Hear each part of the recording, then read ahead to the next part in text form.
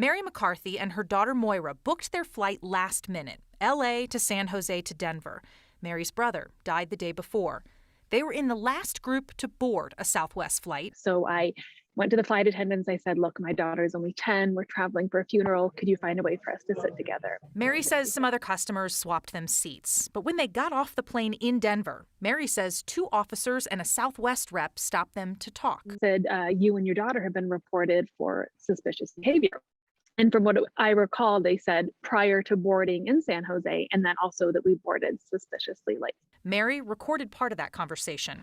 I thank you for your service, but Okay, yeah, it's just our policy. It's just something that we want to follow up that they're asking us to follow up on. Okay. And she says she later learned from a police report and follow-up call from DPD, a flight attendant was worried this might be a case of human trafficking, that her daughter might be a victim. The report says she wouldn't let the flight crew speak to her daughter, and that Mary wasn't willing to give investigators information.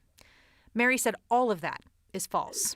I'm angry at the police and the Southwest Airlines for their untruths and for the way they handled a situation that was just ordinary travel under difficult personal circumstances, but just an ordinary family. And the only conclusion I can draw from this is that they saw a white woman with a black child, and that was enough for them to flag us as suspicious for a very serious crime. In 2019, Southwest Airlines announced new training for staff that includes tips to spot cases of human trafficking. In a statement Friday, the airline did not disclose the details of that training or if and how it was used in this case.